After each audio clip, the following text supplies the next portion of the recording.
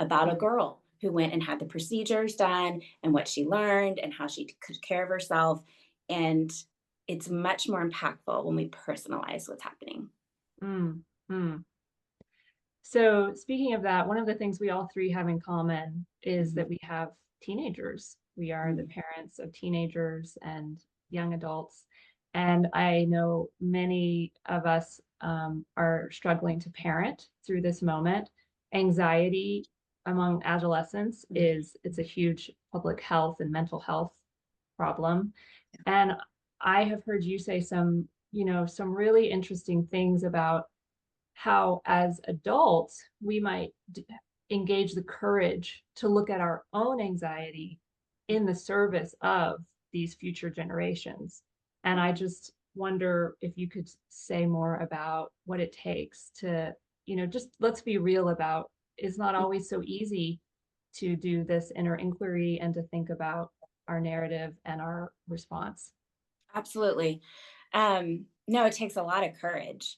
It takes a lot of, we have these neural pathways that get really deep, and it takes a lot of repetition of coming back to a different storyline to undo that.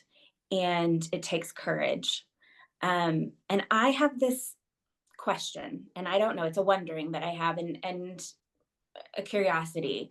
This rise of anxiety that is happening, it's very, like I say, at a basal level. It is something that our minds can't fully understand, but there is this like low level anxiety that is present in culture. And I think it comes from a variety of realities. It's climate, it's the rise of AI or different technologies that are disrupting how we have, as humans, have been in the world. And instead of being afraid, if we can have the courage to look at it clearly and really ask ourselves, like, where is the anxiety coming from?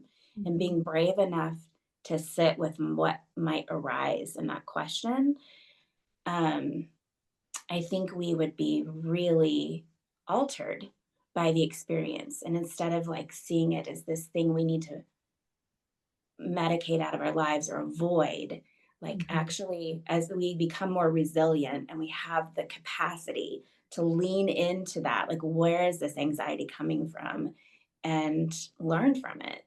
What Mhm. could it teach us? Mhm. um, it's a real opportunity, I think, that we all have in this culture. Mm.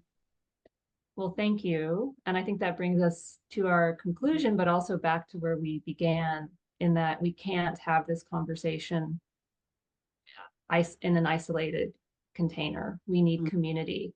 And I think I just want to be really clear that, and I know we all feel passionate about young people getting the help they need, whatever that mhm, looks like for anxiety, for any mental health challenge. And I feel like it's really the call for the adults to be real adults and look mhm, to the not just our children, but 7 generations down.